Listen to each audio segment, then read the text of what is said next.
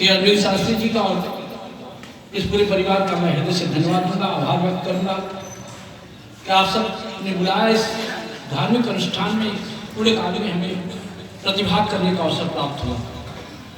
जितना भी शब्द कहा जाए कम है, आभार जितना व्यक्त किया जाए कम है, धन्यवाद जितना ज्ञापित किया जाए कम है। निश्चित रूप से जैसे आप लोगों ने कहा कि जब ईश्वर की बड़ी अनुकंपा होती है तब इस तरह के धार्मिक अनुष्ठान में प्रतिभाग करने का अवसर प्राप्त होता है। मैं परीक्षा का निरीक्षण कर रहा था, शास्त्री जी का फोन आया। मेरे मन में था जब कार्ड आज सुबह देखा तो इस कार्यक्रम में मैं कैसे प्रतिभाग करूं। बुलावा तो आया नहीं, कार्ड है, लेकिन मन में एक भाव था कि इस कार्यक्रम में मैं प्रतिभाग करूं। संयोगवश इसी क्षेत्र में निरीक्षण कर रहा था तो शास्त्री जी का फोन आया, तो मुझे लगा इससे अच्छा अवसर मुझे नहीं होगा। मैं अपनी टीम से सुरेला जी और अपनी टीम से कहा कि इस धार्मिक अनुष्ठान में प्रतिभाग करने चलना है। सबने सहर्ष स्वीकृति प्रदान किया और बहुत अच्छा लगा। और आते ही जो सम्मान आपने दिया, मैं हृदय की गहराई से उसके प्रति आभार व्यक्त करता हूँ, धन्यवाद देता हूँ। शब्द नहीं है कि शब्दों में कृतज्ञता व्यक्त करूँ आपके प्रति और आपकी संस्था के प्रति। मैं ऋणी हूँ, आभारी हूँ। और साथ ही साथ इस मंच में जब आप सब पूरे समुदाय के लोगों ने विभिन्न मंत्रों के माध्यम से आशीर्वाद दिया, ये बहुत बड़ी उपलब्धि है, बहुत हमारे लिए जीवन के लिए बहुत बड़ा शक्ति आपने प्रदान किया है। मैं इन सबके ऊपर पूरी संस्था और पूरे जनमानस आम जनमानस के हृदय से धन्यवाद देते हुए आभार व्यक्त करूंगा और अपेक्षा करूंगा इसी तरह से निरंतर आपका आशीर्वाद हमें मिलता रहे। बहुत बड़े विद्वान वक्ता अभी पहले बोल रहे थे, अरविंद शास्त्री जी को भी मैं सुना हूँ, बहुत विद्वान व्यक्ति हैं। हमारी मीटिंगों में भी प्रिंसिपल्स की मीटिंग में जो बोलते हैं, जिनके शब्दों का जो संकलन है, शब्दों का जो प्रवाह है, वो हृदय को एकदम प्रभावित कर देता है। बहुत से विद्वान व्यक्ति यहाँ पे बैठे हैं, मैं तो बहुत तुच्छ हूँ, बहुत छोटा सा व्यक्ति हूँ। शास्त्री जी ने कहा कि निश्चित रूप से ये मंच और यह अवसर मिलना ईश्वर की बहुत बड़ी अनुकंपा है। तो आपने अवसर दिया, निश्चित रूप से संस्था के प्रति मैं ऋणी रहूंगा और जितना भी हो सकेगा मैं संस्था की सेवा के लिए, आपकी सेवा के लिए समर्पित रहूंगा। धार्मिक रूप से मैं 3 बातें अक्सर कहता हूँ जो मेरे हृदय को बहुत प्रभावित करता है। अपनी व्यक्तिगत उन्नति के साथ साथ, सामाजिक उन्नति के साथ साथ, आर्थिक मजबूती के साथ साथ, समाज और देश के हित में काम करने के साथ साथ हम कौन से ऐसे मार्ग को चयन करें तो निश्चित रूप से आपके जीवन में उन्नति होगी। वह दिव्य शक्तियाँ, वह सूक्ष्म शक्तियाँ, ईश्वरीय शक्तियाँ आपको आशीर्वाद देंगी। अंदर से मुझे अनुभूति, अभी मेरी बेटी की शादी था, बहुत बड़ा कार्यक्रम था, मुझे लगा कि कैसे संपन्न होगा। मैं एकदम अधीर सा महसूस हो रहा था और मैं अपने सारे कार्यक्रम को ईश्वर की चरणों में समर्पित किया तो देखा कि ऑटोमेटिक जितनी मेरी शक्ति नहीं थी उससे ज्यादा ईश्वर की कृपा से संपन्न हुआ। और अनुभूति हो रहा था अंदर से निश्चित रूप से किसी दैवी शक्ति की इसमें आशीर्वाद है। तो निश्चित रूप से ईश्वरीय शक्तियाँ काम करती हैं, शुद्ध शक्तियाँ काम कर सकती हैं। अगर आपके हृदय के भाव पवित्र और ऊंचे हैं, अच्छे हैं, सुंदर हैं तो निश्चित रूप से ईश्वर आपकी हर जगह मदद करते हैं। मैं 3 बातें अक्सर कहता हूँ, हमें पूर्व वक्ता ने 4 बातें कही, मैं 3 बातें कहता हूँ कि सुमिरन एवं सेवा, प्रेम एवं परमार्थ, सत्य एवं अहिंसा, ये 3 ऐसे जो मुझे व्यक्तिगत रूप से मेरी अनुभूति है। बुजुर्गों और बड़े बड़े शक्तिशाली लोगों के जीवन से हमने सीखा है। किसी भी धर्म अनुष्ठान से, किसी भी धार्मिक व्यक्ति से अगर सुमिरन, हमेशा ईश्वर को साक्षी मानकर ईश्वर का सुमिरन करते हुए अपने दैनिक जीवन का कार्य करिए।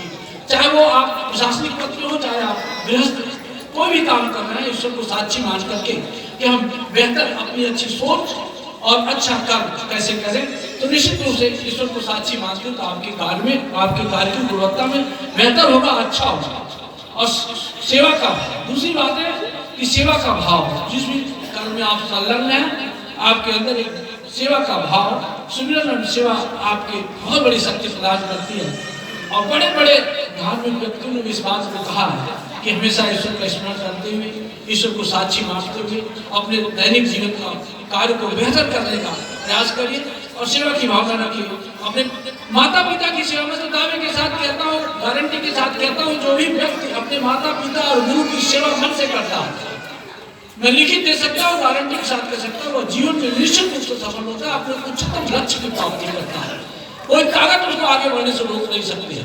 जिस भी व्यक्ति ने माता पिता और गुरु को मन से सेवा किया है, भाव से सेवा किया है, तो निश्चित रूप से उसकी उन्नति होती है। अपने बुजुर्गों का, अपने बड़ों का सम्मान करते हुए, और सबसे बड़ा लक्ष्य अगर जीवन का निर्धारित करना है तो अपने देश को, अपने राष्ट्र की सेवा की भावना, हम अपने देश को मजबूती देना है। जिस स्थिति में जहाँ भी हम रहें उसमें अच्छा से अच्छा बेहतर काम करने का प्रयास करें, चाहे नागरिक हो, परिवार की जिम्मेदारी हो या किसी प्रशासनिक पद की जिम्मेदारी हो। पहली बात कहता हूँ सिमरन और सेवा, और दूसरी बात कहता हूँ प्रेम और परमार्थ। ये खूब आपके रग में भरा होना चाहिए। जिस प्रेम, राम ही केवल प्रेम किया सबसे बड़ा। अगर जिंदगी में आपको कुछ अर्जित करना है, लोग तरह तरह की बातें सोचते हैं, लेकिन मेरा मानना है कि प्रेम की बात पर चल करके बहुत कुछ अर्जित कर सकते हैं। और परमार्थ का भाव, हर एक व्यक्ति का हित कैसे हो, परमार्थ आपके कर्मों में निहित हो। और तीसरी बात कहता हूँ सत्य और अहिंसा। गांधी जी जैसे राष्ट्रपिता कह रहे, भगवान राम, भगवान कृष्ण भगवान की उपलब्धि दी, उनका सबसे बड़ी ताकत थी कि प्रेम और परमार्थ हमेशा हृदय की गहराई से लोगों का हित का भाव रख करके प्रेम के साथ काम करते थे। तो निश्चित रूप से बहुत कुछ जीवन में उपलब्धि होती है। आप सब बहुत विद्वान हैं, हम बहुत बड़े धार्मिक ज्ञाता तो नहीं, लेकिन कुछ शब्द अगर दिल और दिमाग में सजो करके रखेंगे तो निश्चित रूप से हम कहते हैं कि केवल 2 शब्द प्रेम अपने हृदय में सजो करके रखे हर वक्त, अपने माता पिता से, अपने परिवार से, अपने बच्चों से, समाज के आसपास मिलने वाले लोगों से कितना अधिक से अधिक प्रेम दे सकते हैं प्रेम बांटिए।